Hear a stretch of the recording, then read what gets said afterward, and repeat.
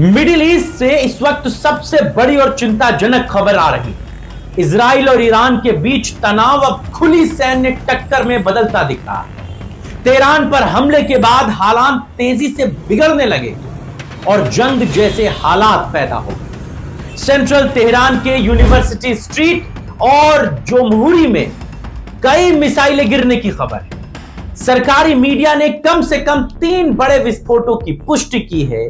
इस बीच ईरान ने अपना एयर स्पेस बंद कर दिया है, जो स्थिति की गंभीरता को दिखाता है। जवाब में ईरान ने भी इजराइल पर लगभग 400 मिसाइलें दागी। सवाल साफ है कि क्या यह सीमित कार्रवाई है या फिर बड़े युद्ध की शुरुआत। आदाब, आप देख रहे हैं क्रिटिविजन न्यूज, आपके साथ मैं हूं शबाब। मिडिल ईस्ट की सियासत और सुरक्षा हालात एक बार फिर विस्फोटक मोड़ पर आ खड़े हुए।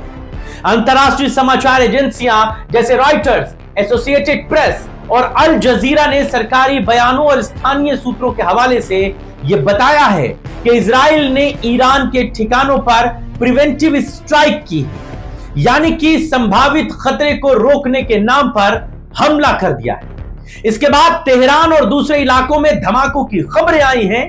ईरान की ओर से भी फौरन आधिकारिक बयान जारी हुआ है कि यह उसकी संप्रभुता पर सीधा हमला किया है।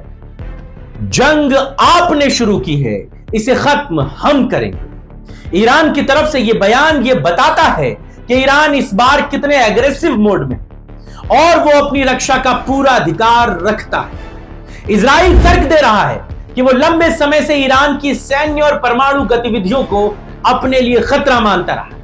प्रधानमंत्री बेंजामिन नेतन्याहू पहले भी कह चुके हैं कि वो किसी भी संभावित खतरे को पनपने नहीं देंगे। दूसरी तरफ ईरान के सर्वोच्च नेता अली खामनेई ने साफ कहा है कि उनका देश किसी भी दबाव के आगे झुकेगा नहीं और भरपूर जवाब दिया जाएगा। इस बीच जब मैं आपको यह खबर बता रहा हूं, उस समय बड़ी खबर यह है कि अली खामनेई के निजी आवास और दफ्तर के आसपास विस्फोट हुआ है। शुरुआती रिपोर्ट्स में दावा किया गया है कि इलाके को निशाना बनाकर मिसाइलें दागी गई। हालांकि अभी आधिकारिक पुष्टि होना बाकी है, लेकिन ईरानी सरकारी सूत्रों ये कहते हैं कि सुप्रीम लीडर सुरक्षित हैं, जांच जारी है। तेहरान में सुरक्षा एजेंसियों को हाई अलर्ट पर रखा गया है और कई इलाकों को सील कर दिया गया है। रक्षा विशेषज्ञों ने सोशल मीडिया प्लेटफॉर्म एक्स पर पोस्ट करते हुए चेतावनियां दी हैं कि अगर मिसाइलों का यह दौर जारी रहा तो हालात बड़े क्षेत्रीय युद्ध में तब्दील हो जाएंगे। कई अंतरराष्ट्रीय विशेषज्ञों का यह मानना है कि अगर तेल ठिकानों या समुद्री मार्गों को निशाना बनाया गया तो वैश्विक अर्थव्यवस्था पर गंभीर असर पड़ेगा। अंतरराष्ट्रीय स्तर पर यूनाइटेड स्टेट्स ने तनाव कम करने की अपील जरूर की है। हालांकि उसने इजराइल की सुरक्षा के समर्थन की बात को दोहराया है। यूनाइटेड नेशंस ने दोनों देशों से संयम बरतने की बातचीत को शुरू करने की अपील की है, लेकिन ईरान पर यह हमला अमेरिका और इजराइल की संयुक्त कार्रवाई बताया जा रहा है। मौजूदा स्थितियां बेहद संवेदनशील हैं। दोनों देशों की सेनाएं अलर्ट पर हैं। हर नई कार्रवाई के साथ जवाबी हमले का खतरा बढ़ रहा है। यह सिर्फ 2 देशों की लड़ाई नहीं है, बल्कि पूरे मध्य पूर्व की स्थिरता, वैश्विक तेल बाजार और अंतरराष्ट्रीय कूटनीति से जुड़ा मामला है।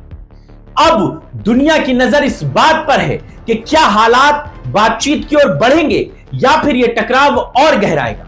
हालांकि इजराइल ने यह हमला फौरन उस समय किया है जब भारत के प्रधानमंत्री नरेंद्र मोदी इजराइल के दौरे से लौट कर आए। इजराइल के दौरे पर गए प्रधानमंत्री नरेंद्र मोदी ने वहां पर कई महत्वपूर्ण कार्यक्रमों में हिस्सा लिया।